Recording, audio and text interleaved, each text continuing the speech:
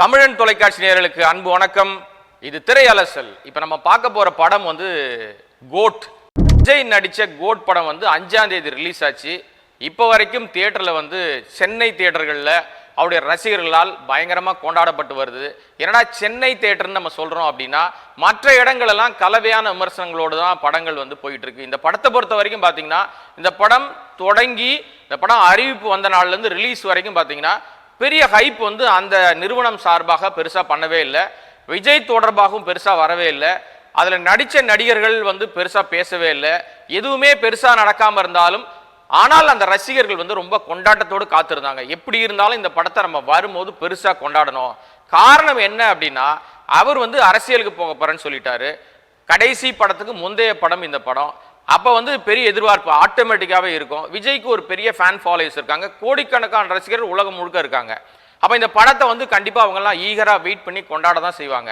அதே மாதிரி படத்தோட பாடல்கள்லாம் ஒன்று ஒன்றா வந்தது. ஏற்கனவே நீங்கள் நிறைய விமர்சனங்களை பார்த்துருப்பீங்க, பாடல் தொடர்பான பல விஷயங்களை பார்த்துருப்பீங்க. பாசிட்டிவாகவும் இருக்கும், நெகட்டிவாகவும் இருக்கும். பல விஷயங்களோட அந்த பாடல் பெருசா அவருக்கு அவருக்கான அந்த பாடலா இல்லைன்னு சொல்லி ஒரு சின்ன வருத்தம் அந்த ரசிகர்களுக்கே இருந்துச்சு. யுவன் சங்கர் ராஜா என்ன ஆனாரு, ஏன் இப்படி ஒரு பாடலை கொடுத்தாருன்னு சொன்னாங்க.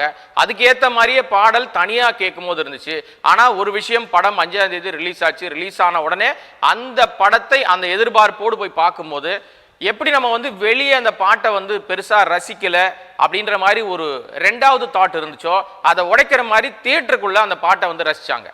உண்மையிலேயே அந்த நடனமா இருக்கட்டும், அவருடைய அந்த பாடல் விஷயங்களா இருக்கட்டும், கரெக்டான இடத்துல ஒரு மாதிரி வேற ஒரு வைபு கொடுத்துச்சு. விஜய் நல்ல நடிகர், நல்ல டான்சரு, எல்லா விதத்திலையும் வித்தியாசத்தை காட்டக்கூடியவர்னு எல்லாருக்குமே தெரியும். இந்த படத்துல புதுசா என்ன ட்ரை பண்ணியிருக்காரு அப்படின்னா ஒரு வில்லத்தனம், அதுவும் நெகட்டிவ் ஷேடு, வேற யாருக்கும் தரவே இல்லை.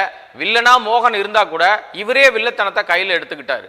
மோகன் ஒரு டான் மாதிரி இருந்தா கூட டானு கீழே செய்யக்கூடிய எல்லா வேலையுமே இவரே பார்த்துக்கிட்டாரு. என்ன காரணம்னு தெரியல. ஒருவேளை அவர் அரசியலுக்கு போறதுனால, நம்ம அரசியலுக்கு போறோம், நாம வேற யாரையாவது வில்லனா காமிச்சா அந்த ரசிகர்கள்கிட்ட நமக்கு தேவையில்லாத ஒரு கெட்ட பேர் நினைச்சிட்டாரான்னு தெரியல. இவருக்கு இவரே வில்லனா மாறிட்டாரு. தளபதிக்கும் இளைய தளபதிக்கும் பெரிய ட்விஸ்ட் வச்சு அந்த வகையில அவங்க அதுக்கு படத்தை கொண்டு போனாங்க. அந்த படம் ரசிகர்கள் அவர்கள் ரசிகர்களாலே கொண்டாடப்பட்டுச்சானா அங்கதான் ஒரு கொஸ்டின் மார்க்கோட நம்ம நிறுத்த வேண்டியிருக்கு. என்ன காரணம்னா இந்த படத்தை இங்கிலீஷ் படத்துல இருந்து எடுத்துட்டாங்க, அந்த படத்துல இருந்து எடுத்துட்டாங்க, இந்த ரெஃபரன்ஸ்ல இருந்து கொண்டு வந்துட்டாங்க. ரெண்டாவது பாத்தீங்கன்னா இதுல எல்லா ரசிகர்களையும் கொண்டு வர மாதிரி எல்லா கேரக்டர், அதாவது இன்னைக்கு இருக்கிற டாப் மோஸ்ட் ஆட்கள் இருக்காங்கல்ல தமிழ் சினிமாவில், இவங்கெல்லாம் முக்கியமான நடிகர்கள், அந்த நடிகர்களுடைய ரெஃபரன்ஸ் எல்லாம் உள்ள கொண்டு வந்து அவர்களையும், ஏன்னா பெரும்பாலும் பார்த்தீங்கன்னா பிரசாந்த் இருக்காரு, நம்ம பிரபுதேவா இருக்காரு, ஜெயராம் இருக்காரு, இன்னும் பல நடிகர்கள் அதுக்குள்ள இருக்காங்க. கேமியோவா நம்ம சிவகார்த்திகேயன் வேற பண்ணிட்டாரு. அந்த டயலாக் தாங்க இன்னைக்கு வரைக்கும் பேசு பொருளா மாறி இருக்கு. ஏன்னா இவர் அரசியலுக்கு போக போறேன்னு சொன்ன உடனே சிவகார்த்திகேயனை கொண்டு ஒரு இடத்துல வச்சிருக்காரு. நீங்க படம் பார்த்தவங்களுக்கு எல்லாருக்குமே தெரியும். அந்த கேரக்டரைசேஷன்ல பேசின டயலாக் தான் இப்போ வரைக்கும் பேசு பொருளா மாறி இருக்கு.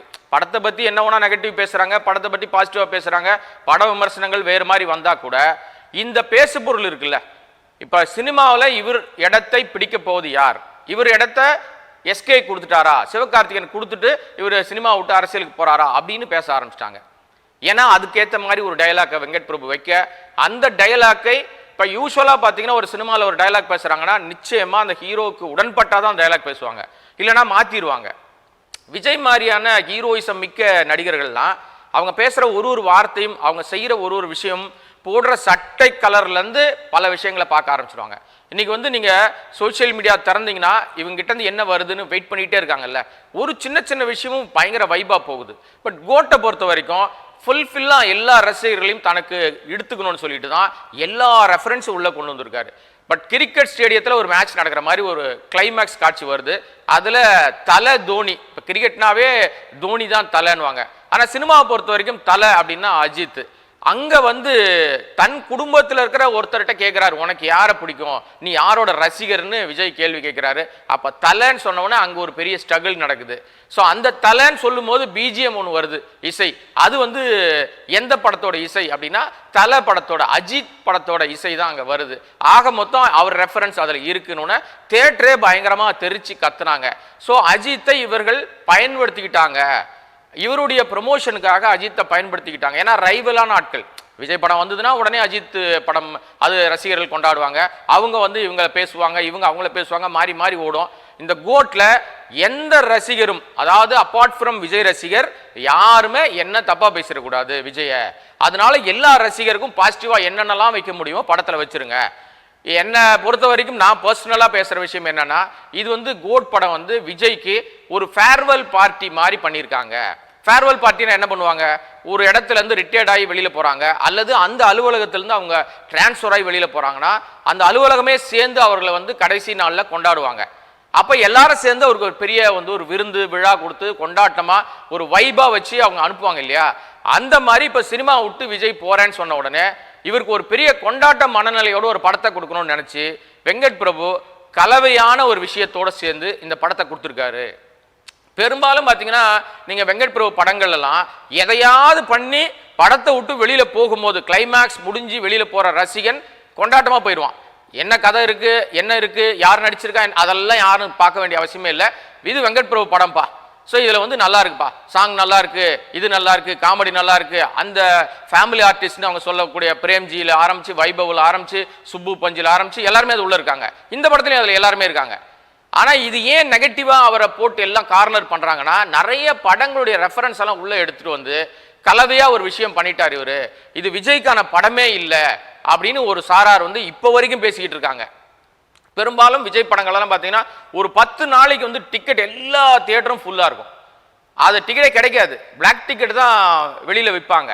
ஆனால் இந்த படத்தை பொறுத்த வரைக்கும் முதல் நாள்லேருந்து ஒரு 3-4 நாள், ஏன்னா வந்து வியாழக்கிழமை படம் ரிலீஸ் ஆனதுனால சண்டே வரைக்கும் இவங்க எதிர்பார்த்த மாதிரி சென்னை போன்ற பெருநகரங்கள்லாம் ஃபுல்லாக இருந்துச்சு. ரொம்ப நம்பின கேரளா, ஏன்னா விஜய்க்கு தமிழ்நாட்டில் எவ்வளவு தூரம் பெரிய வரவேற்பு இருக்கோ அதே மாதிரி அளவு கொஞ்சம் கூட குறையாம கேரளாவில் இருக்கும். பட் கேரளாவில் இப்போ இந்த படத்துக்கு என்ன மாதிரி வரவேற்பு இருக்கு அப்படின்னு நம்ம அங்கே போய் விசாரிச்சு தேடி பார்த்தா அங்கே கம்மியாக தான் இருக்கு. காரணம் என்னன்னா 2 காரணம். ஒன்று வந்து அங்கே மிகப்பெரிய நிலச்சரிவா வயநாடு பிரச்சனை வந்த உடனே அங்கே பெரும் நடிகர்கள் சார்பில் எந்த உதவியும் வரலன்னு உடனே சினிமாவையே அவங்க டோட்டலாக புறக்கணிச்சிட்டாங்க. ஏன்னா பல ஆயிரக்கணக்கான மக்கள் வீடு வாசல் இழந்துட்டாங்க, பல நூற்றுக்கணக்கான மக்கள் இறந்து போயிட்டாங்க. ஸோ இது எல்லாத்துக்கும் சினிமாக்காரங்க எந்த விதத்திலையும் சப்போர்ட் பண்ணலைன்னா அவங்க ரொம்ப கோவத்தில் இருக்கிறதுனால அந்த பகுதியிலலாம் பயங்கர டிசாஸ்டர், ரொம்ப ஒரு மோசமான நிலைமை எல்லா படத்துக்கும். நான் கோட் மட்டும் சொல்லலை, சினிமாவுக்கே அங்கே வந்து பெரிய சிக்கல் ஏற்பட்டிருக்கு. போதா குறைக்கு இப்போ அங்கே ஒரு பாலியல் ரீதியான பிரச்சனை வந்து சினிமா உலகமே கலகலத்து போயிருக்கு. அங்கே இந்த நடிகர் சங்கமாக இருக்கிற அம்மா வந்து கலைஞ்சு போயிருக்கு. இது எல்லாம் சேர்த்து அங்கே சினிமாவுக்கு வந்து ஒரு பெரிய அடி அடிச்சிருச்சு. எல்லா தியேட்டர்களும் அங்கே வந்து காத்து வாங்கிட்டு இருக்குன்னு தான் சொல்கிறாங்க. அப்பார்ட் ஃப்ரம் கோட்டுக்கும் இதே நிலைமை தான். அங்கே கோட்டை தாண்டி ஏதோ கோட்டுக்கு மட்டும் நிறைய இருக்காங்க, நம்ம அதை மட்டும் பேசுகிறோன்னு இல்லை, எல்லா படத்துக்கும் அந்த நிலைமை. இதை தாண்டி ஆந்திராவில் பல பிரச்சனைகள், அங்கும் வந்து பெருசாக வரவேற்பு இல்லை. நீங்கள் நார்த் இந்தியாவில் படம் வந்து மல்டிப்ளெக்ஸ் சொல்லப்படுகிற அந்த நிறைய ஸ்க்ரீன் இருக்கிற தியேட்டர்களில் படம் ரிலீஸே ஆகலை. என்ன ரீசன்னா அவங்க வந்து வச்சிருக்கிற ஒரு கண்டிஷன். அந்த கண்டிஷன் என்னன்னா, இந்த படத்தை ரிலீஸ் பண்ணீங்கன்னா 8 வாரம் கழிச்சு தான் நீங்கள் ஓடிடியில் கொண்டு வரணும்னு. இவங்க சிங்கிள் ஸ்க்ரீனில் வந்தாலே போதும், நாங்கள் 4 வாரத்தில் நாங்கள் வந்து கொடுத்துருவோம் ஓடிடிக்குன்னு சொல்லிட்டாங்க. அதனால் அங்கேயும் பெரிய ரெவென்யூ வந்து வழக்கமாக விஜய்க்கு இருக்கிற ரெவென்யூ வரவே இல்லை, அதுவும் குறைஞ்சி போச்சு. எது எப்படி இருந்தாலும் ரசிகர்கள் இப்போ விஜயை எப்படி கொண்டாட ஆரம்பிச்சிருக்காங்கன்னா, இந்த கோட்டு படம் எப்படி போனாலும் பரவாயில்லைங்க, அடுத்த ஒரு மாநாடு பண்ண போறாரு. மாநாடுனா படம் இல்லை, ஒரு அரசியல் மாநாடு. அதை நோக்கி நாங்கள் நகர்ந்துட்டோம். நீங்க எல்லாருமே வந்து அவர் என்ன படம், நாங்க படத்தை பார்த்து கொண்டாட தான் செய்வோம்னு ஒரு சாரார் வந்து கொண்டாடிக்கிட்டு தான் இருக்காங்க.